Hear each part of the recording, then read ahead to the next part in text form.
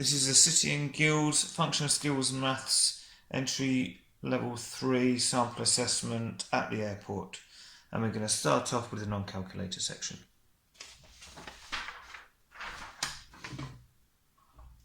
Work out 29 times 15. Well, we're going to do this one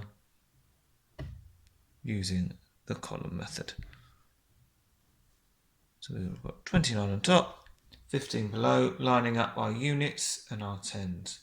So first of all, we do 9 times 5, or 5 nines, whichever way you want to do it. Let's say 5 nines. So 9, 18, 27, 36, 45. So write the 5 here and carry the 4. So we've done the 5 times 9. Now we're doing the 5 times 2. Or we can do 2 5s. 5, 10. And we're going to add on the 4 to make it 14. So 4 here and 1 here. Now we're moving on to the 10. So that means we can put a 0 underneath here. So 1 times 9 is just 9. And 1 times 2 is 2. Then we need to add these two numbers together. So 5 plus 0 is 5. 4 plus 9, we'll start with the bigger number, so 9. Then 10, 11, 12, 13. So 3 carry the 1. Then 1 plus 2 is 3. Add another 1. It's 4. So just to make it clear what our answer is, we can write 435 on the line. Question 2. 642 divided by 12. Right, so we're going to do this one using the bus stop method. So we're dividing by 12, so 12 goes outside the bus stop. We draw our bus stop here, and we can put 642 inside. So we say, how many times does 12 go into 6? Well, 12 doesn't go into 6 because it's smaller. So we can put a 0 up there and carry the 6 across. How many times does 12 go into 64? So we need our 12 times table here. So we've got 12, 24, 36, 48, 60. So that's 5 times up to 60. And up to 64, that's going to be 61, 62, 63, 64. So it goes in 5 times, remainder 4. Now, how many times does 12 go into 42? So 12 times table again. So 12, 24, 36. 48 will be too many, so we're going to stop at 3 for 36. And how many remainders have we got? Well, 37, 38, 39, 40, 41, 42. 6. So our answer, we can read off the top, is 53. Remainder 6. Question 3. Tick all the shapes below that have at least one right angle. Okay, well, what's a right angle? Well, a right angle is when two lines meet at a perpendicular. So something like this. And we often draw a little square like that to show it's a right angle. And a right angle, this way we've got 90 degrees. Okay, but basically we're looking for two lines that meet at the perpendicular. So these all look bigger than a right angle. In fact, what we can do is we can use our ruler. Although we've got a bit of a rounded corner, these two lines make a right angle. So for example, if I tried to put that corner in there, I can see this is bigger than a right angle. So all of these are too big. Okay, so no right angles there. Well, if I try and fit this in this corner here, I can see, well, this angle is smaller than a right angle, and this one. But this one, let's try the bottom of the ruler. There you go, that fits in nicely. So we've got a right angle there. So we can tick that. Circle, well, we've got no angles at all, or no corners in a circle at least. So nothing there. What about the square? Well, again, let's use our handy ruler. Yeah, we've got a right angle there. Another one in that corner. Anywhere else? Down here, yeah. And one down here. And in fact, it says it has at least one right angle, so one was enough. So we've got a right angle triangle and a square. Question 4. A man is facing north. He turns a 3/4 turn clockwise.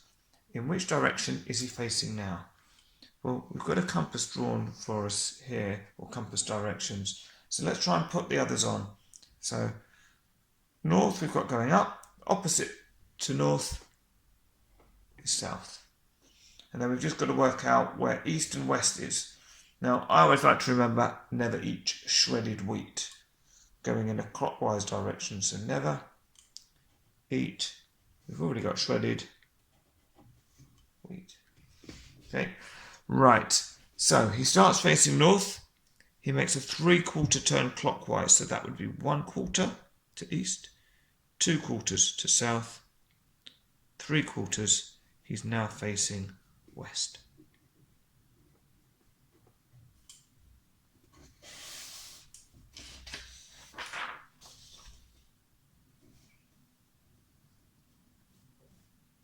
Question 5.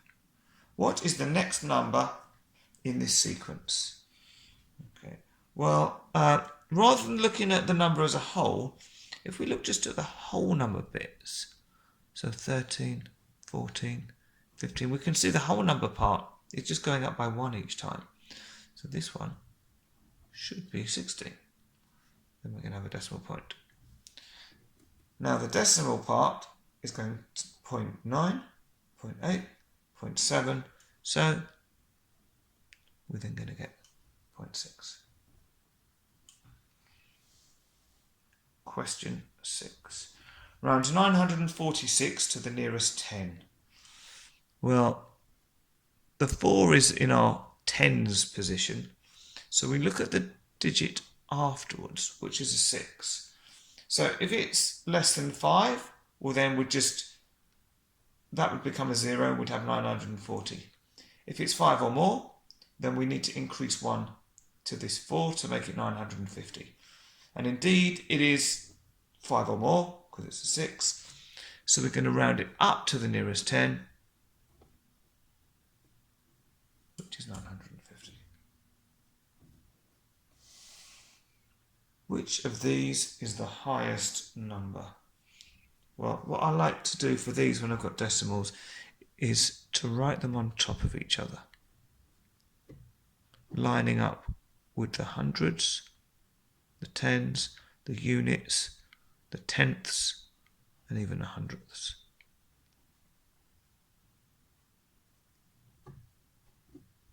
You'll see why this helps in a moment. Okay, now what I've done here, some of these have got 2 decimal places, some have only got 1. So what I'm doing with the 1 decimal place ones is I'm just putting a 0 at the end. I'm not changing the value of the number, but I'm just making it easier to compare. So now we can see that we've got 928, 928, 928, 928. So in fact, I can kind of ignore those. I'll do it with my hand. And I can just compare the decimal part. So rather than saying 0.30, I can look at it as 30, 27, 79, and 80. So which is the highest? Well, 80 is bigger than all the others. So that is our highest number.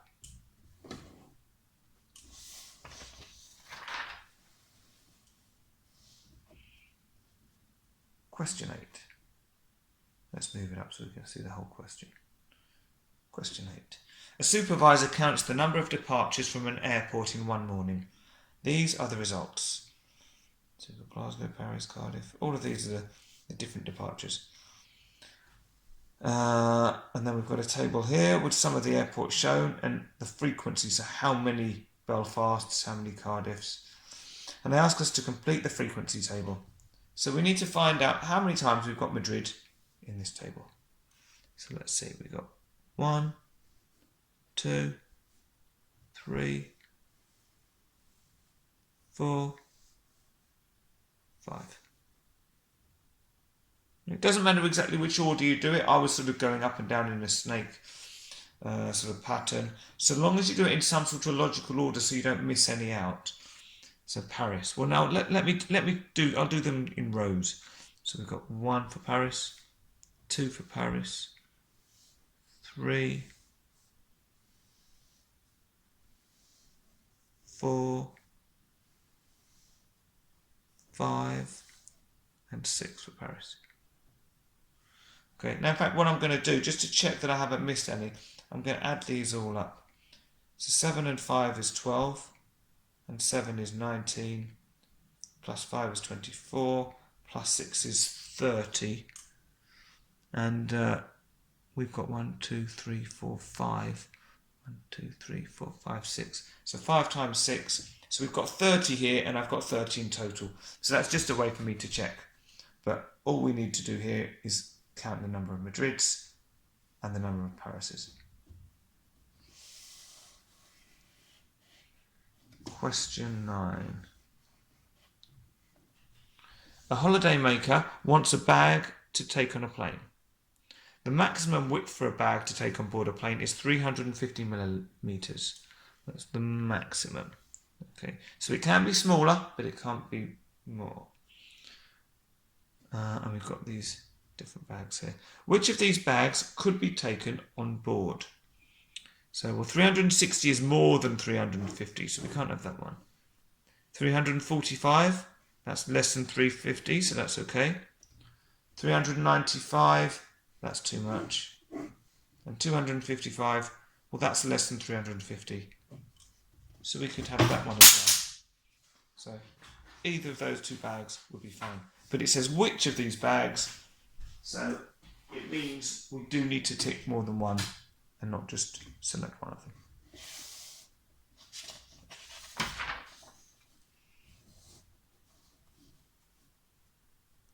Question 10. Oh, we can just about fit the question on as well. Yeah. This line graph shows the temperature in Barcelona last year. A holidaymaker wants to go to Barcelona when the temperature is between 60 degrees Fahrenheit and 70 degrees Fahrenheit. So here's our little graph, temperature up the side, months along here. In which months should the holidaymaker go to Barcelona? Well, he wants to go when the temperature is between 60 and 70 degrees. So what I'm going to do is I'm going to draw a line at 60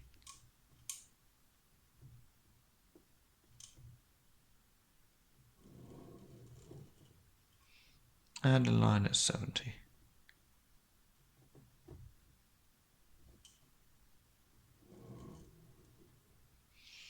Right, we want to see which months have we got which are between 60 and 70. So these ones are no good. These are all below 60. These ones are above 70, so they're no good. Those 2 are no good. So we can have October. We can have... Now this one's actually on the line. I'm going to assume that between 60 and 70 includes 70 itself. So we can have June. In fact, let's just draw a line down so we can see that that's definitely for October. That one's for June. What else have we got? We've got one more here, which is May as well. Okay, so those 3 months. And that's the end of the non-calculator section.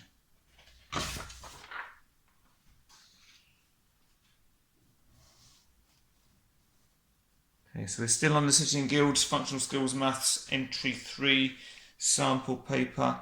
We're looking at the airport, and now we're moving on to the calculator section.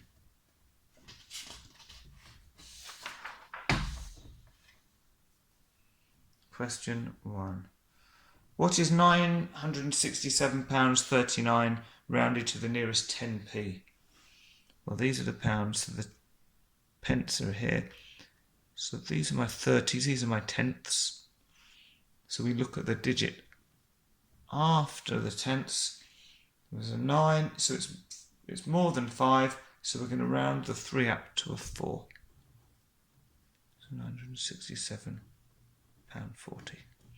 Or a slightly different way of thinking of it is, if we want it to the nearest 10p, well, it's going to be between £967.30 and £967.40. So which one's it closer to? So this is a different way of thinking of it, and you can think, well, 39 is going to be closer to 40 than it is to 30. Question 2. What could a person use to measure their waist? Well, different sorts of things for measuring. We're measuring a distance. Well, you wouldn't want to use a ruler. I don't know about your waist, but this is a bit too stiff for mine. The best thing I would use is a tape measure. If we wanted to measure weight, then I could use some scales, but if we're measuring a distance and we want something that we can wrap round, so tape measure would be perfect. Question 3. What is the next number in this sequence?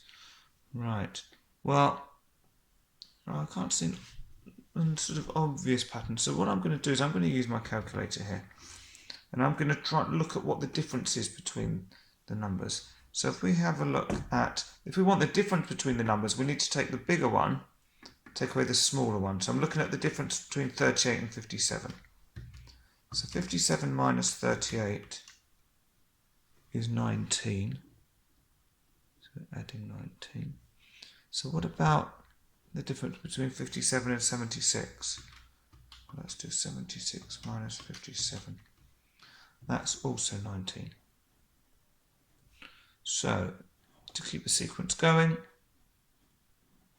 I'm going to add on another 19. So 76 plus 19, that gives me 95.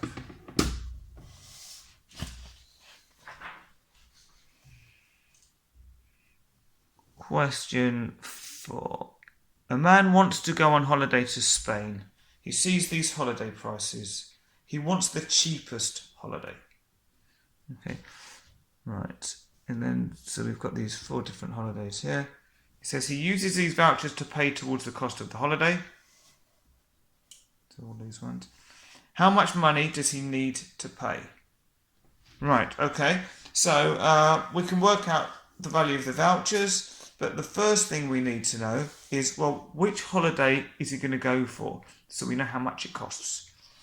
Well, he wants the cheapest holiday. Well, we've got 562. Again, I'm going to write these above each other. 562, 397, 522, 499. Well, they're all in the hundreds. Okay, and which is the smallest one? Well, this is the only one that's a 3. The others are higher. So this is the holiday we're going for. So it costs us £397. Okay, how much does he need to pay? Well, he's got some vouchers.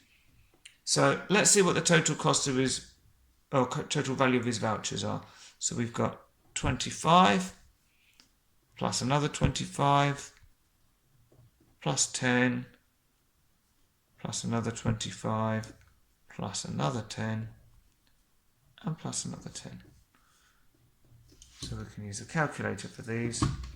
So 25 plus 25 plus 10 plus 25 plus 10 plus 10. And we get £105. So if the cost of the holiday is 397, we've got £105 in vouchers, so we can take off our vouchers, and that will leave us with how much we have to pay. 397 minus 105, and we get £292, which we can then write down here.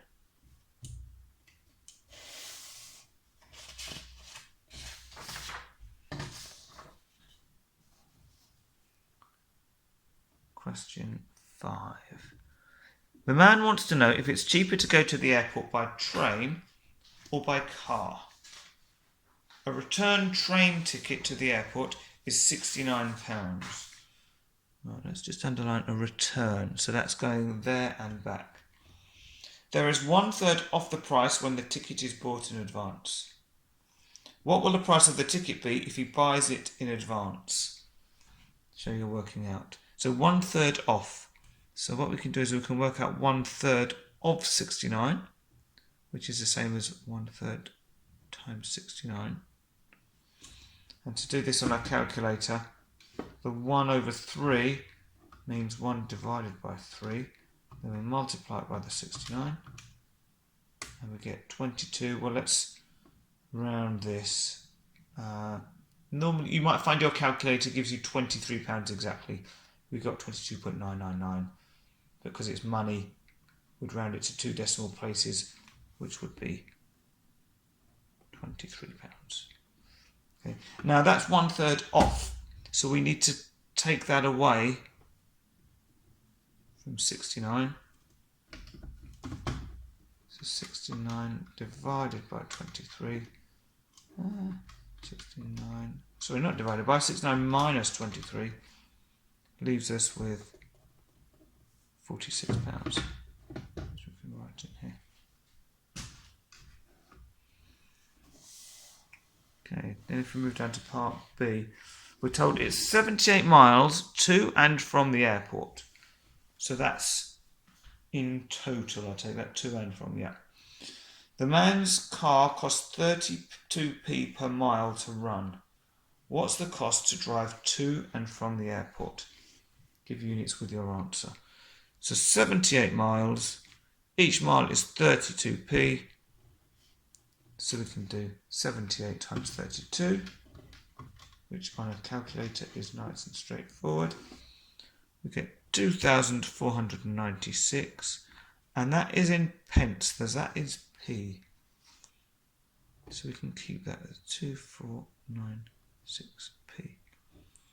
Okay. Now they haven't said what units to use. They've just said to give units with your answer, so we can leave it like that.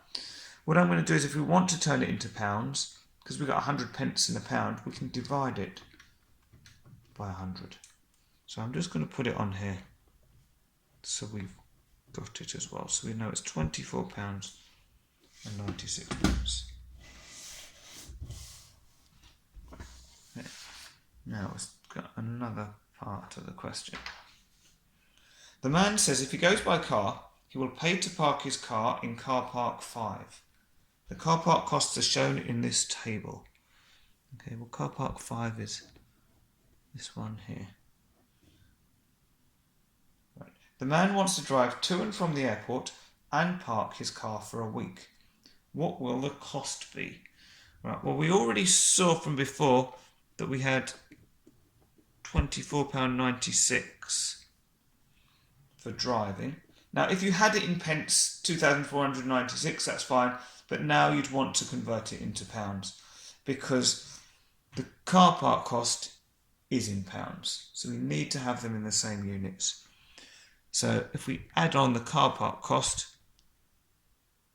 and it is for 1 week, yeah, for 7 days, £38.87. So we've still got that in our calculator, so we can just add on 38. 38.87, and we get £63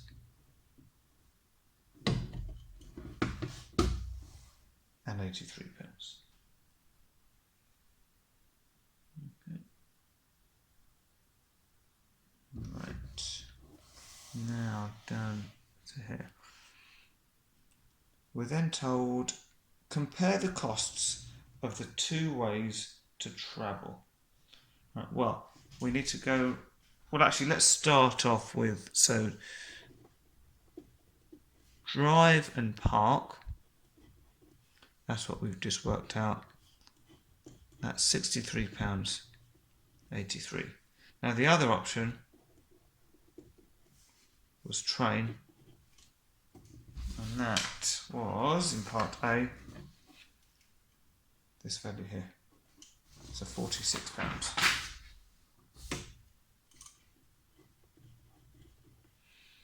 Which one is cheaper? Well, 46 is less than 63, so that's the train. If you want, you can do 46 is less than £63.83.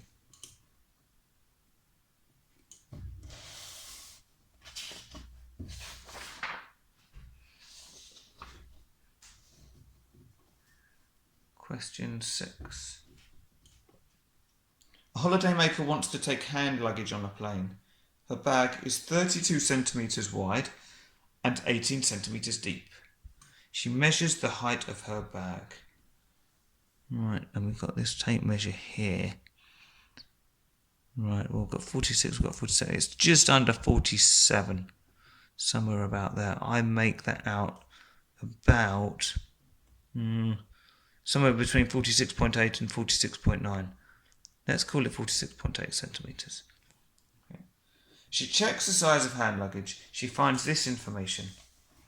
Maximum size for hand luggage. The maximum width is 35 centimetres. The maximum depth is 20 centimetres. The maximum height is 55 centimetres. Can she take her bag on the plane? Explain your answer using measurements.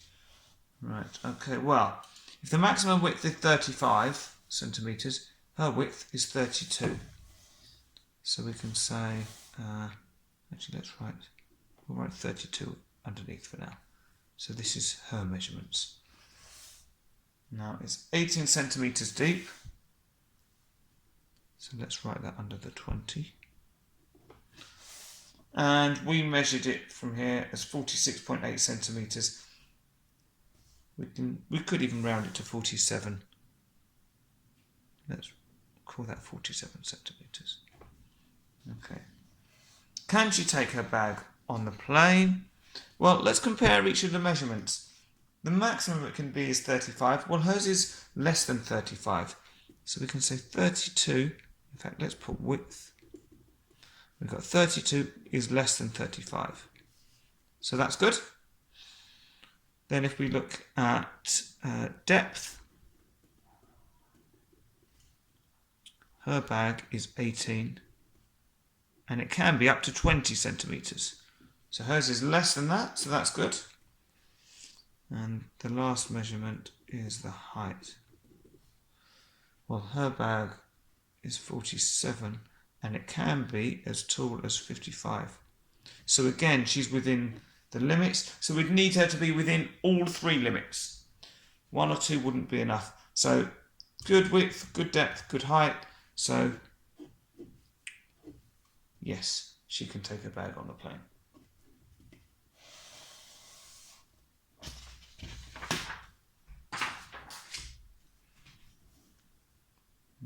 She wants to send her suitcase with a luggage company. She weighs her suitcase.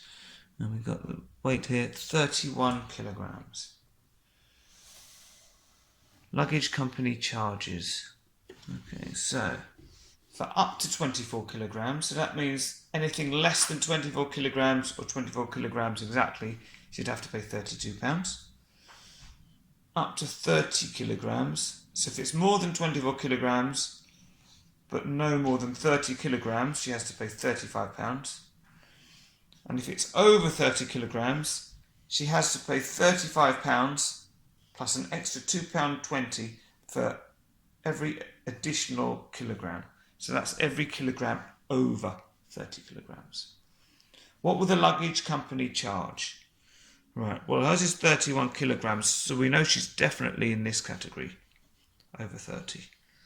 Well, if we do 31 minus 30, we find out how many kilograms over the limit she is. You can use your calculator, but hopefully you'll see it's just one extra kilogram. So she needs to pay 35 plus £2.20 per additional kilogram. Well, it's only one additional kilogram. So it's just going to be 35 plus £2.20, which is, I don't know if you saw that on there, 37.2 But you can't have 0.2 of a pound. We have to deal in pounds and pence. So we need to make that £37.20.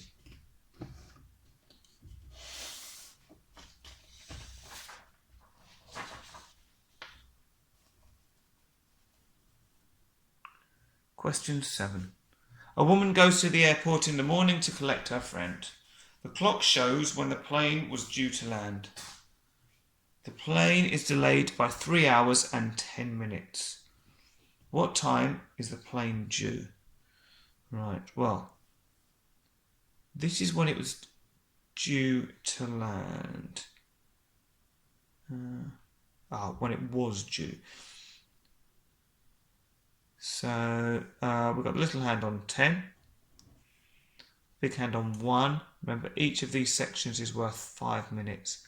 So it's going to be 10:05. But then it's been delayed by 3 hours and 10 minutes. So we can add on 3 hours and 10 minutes. So 10 plus 3, you can use your calculator, but that's going to give us 13. And 10 plus 5 is going to be 15. Now this is in the 24-hour clock. Because we're just using a standard analog clock, we're going to need to subtract 12 hours from that. So 13 minus 12. So that's going to be 1:15. So we're just converting it from 24 hours to 12-hour clock. Now, we need to know whether it's morning or afternoon. Well, it was in the morning, she was going to collect her, but we went past midday, so it's now in the afternoon. So at 1:15 p.m.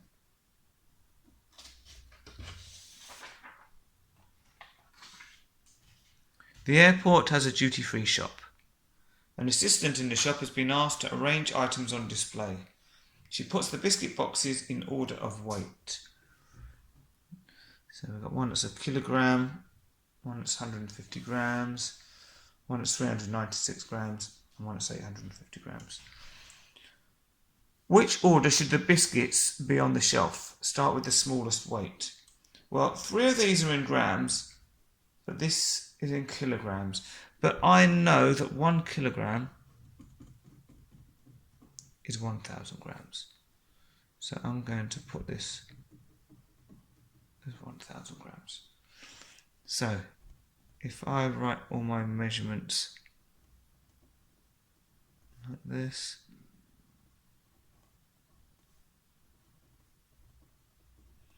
I can see they want them to start with the smallest weight. Well, this is certainly the biggest one because it's the only one with the thousands. And then these are all in the hundreds, so the smallest is that one. So 100. Next smallest would be 300, then 800, and then the biggest would be 1,000.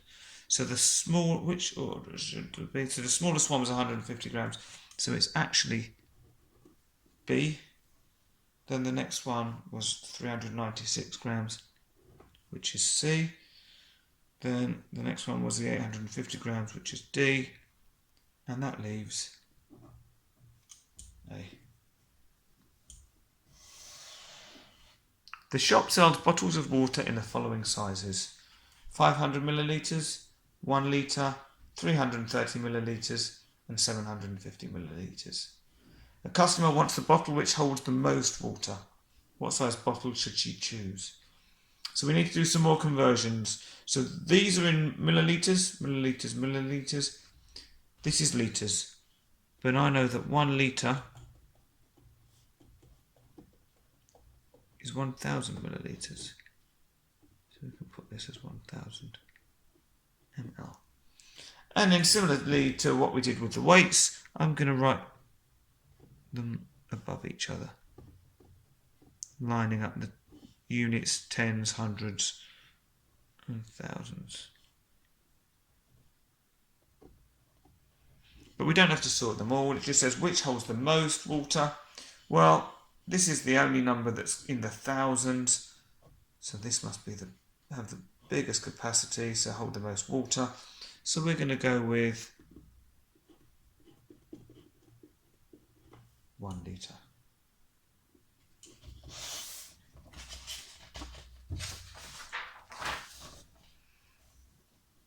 Question 9. The sales manager needs to draw a bar chart to show how satisfied customers are with the service at the airport. So we've got satisfaction in 3 different categories. Not satisfied, satisfied, and very satisfied. And these are the number of customers that voted for each. Draw a bar chart to show this information. Put labels on your graph. Right, so we've got the graph paper there. Usually good to start with the frequency so that we make sure that we get a scale that fits on the paper. So the biggest value we've got is 450. So we need to make sure we can fit 450 on here. So I'm thinking maybe if we start around here, so we've got space to put our labels on, would we be able to fit, well, we could do 100, 200, 300, 400, 500. Or maybe we can do it even bigger. So let's try and say, what about if 2 squares is 100, then another 2 squares for 200, another 2 for 300, another 2 for 400, another 2 up to 500. That feels like it will work. So I'll get my ruler, make this nice and tidy. So it's good to do it in pencil, do it lightly when you're starting off, just to make sure that you've got your scale that works out, because you might need to rub out or make some changes. Okay, so we know that that's going to fit up there, and this is our number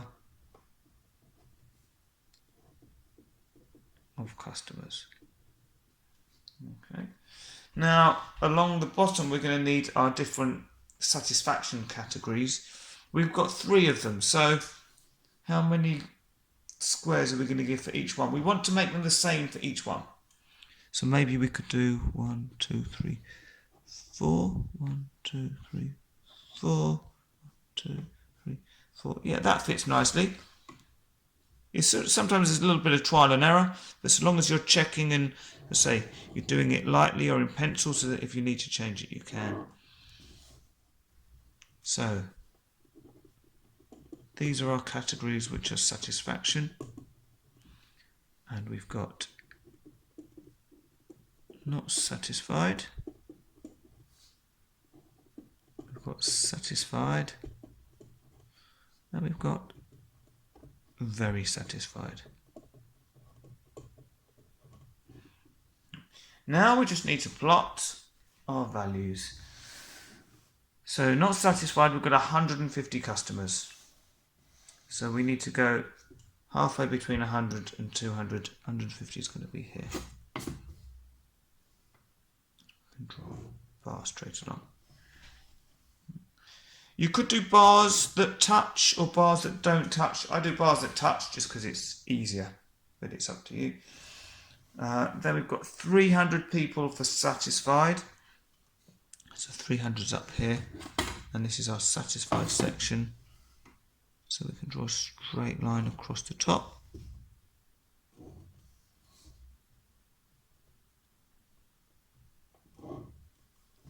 And then we had 450 customers who were very satisfied. So here's 400, here's 500, so 450 would be halfway in between. So we're going to go over to here. I'm very satisfied, so that's going to go up to this point. So yeah, mark it out carefully before you start doing any lines. So I'm doing it in pen, but normally you do this in pencil. There's a bar graph. The only thing that's missing is a title, and we can just call it Customer Satisfaction. There you go, beautiful.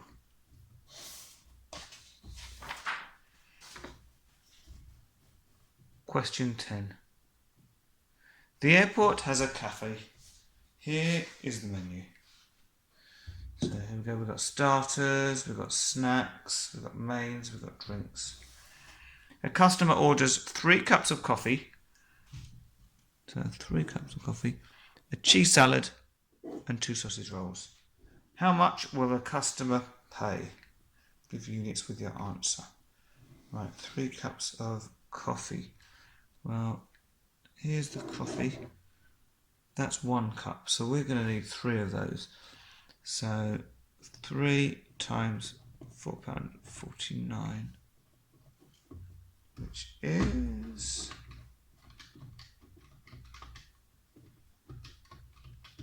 Oh, sorry, 3 times £4.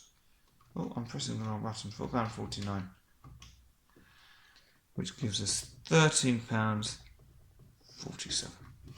Right, next, we've got a cheese salad, which is £4.55. And then we've got 2 sausage rolls. So a sausage roll is £1.90, so we want 2 times £1.90, which is £3.8. But remember, we need it to be in pounds and pence. We need to make that £3.80. It's not £3.08p.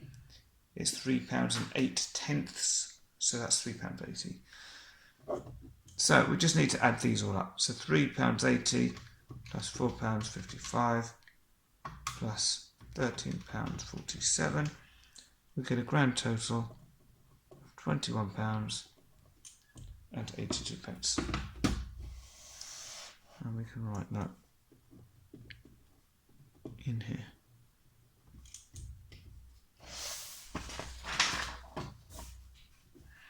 Use approximation to check your answer. Right, you'll check here. Okay, so well, let's think about what we can do for this one. So this is the calculation we did. Well, we could round, or maybe let's round these to the nearest pound. Okay, so a cup of coffee was £4.49. To the nearest pound, well, that's less than 5, so we're going to round down to £4. So if we do coffee, is going to be 3 times £4. Now the next thing we had was the cheese salad. Now that was £4.55. So if we go to the nearest pound again, pounds are here, so the next digit is a 5. So 5 or more, we go up. So we're going to increase this to £5. So we've got £4, we've got £5, and then we just need the sausage rolls. And that was 2 of them, and we had them as £1.90 before. So let's have a look at that. £1.90. So nearest pound, the pounds are here. We look at the next digit, which is a 9. So it's 5 or more, so we need to go up to the nearest pound. So we're going to call them £2 each. So 2 times £2. So let's work these out. 3 times £4 is £12. £5 is still just £5. And 2 times £2 is £4. So if we add these all up, we can use our calculator or you can use your head. 12 plus 5 is 17, plus 4 is 18, 19, 20, £21. So that's our check. And I think, what did we have before? We had £21.82p, so we're not far out, we're less than £1 away. And the point of a check is that you're just doing something approximate. Yeah, you're not trying to make it 100% accurate. The customer is given this ticket. So order 964. She will collect her food when her order number is called. The cafe is currently serving order 949. How many orders will they serve before the customer's food is ready? Well, you could just count up. So you could say, well, it's 949, 950, 951, and count up until, well, in fact, you'd want to count up to 963, because that would be the last one that they'd need to get ready. Or you can say, well, let's just do, we want 964. At the moment, they're doing 949. So if we find out what the difference is, that'll tell us how many more customers they've got to serve before our food is ready. So 964 minus 949 gives us 15 orders.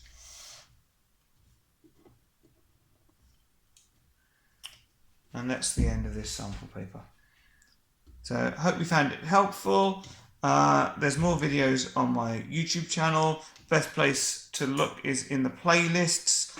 So you can find all of the, if you're just interested in entry level 3 papers, you can find them there. You can also find separate playlists for the level 1 papers and another one for level 2 as well. So please do like if you found it helpful. Subscribe to the channel so you find out when I add new videos or get updates, and give me any comments as well. Always good to hear what you think. Thank you very much.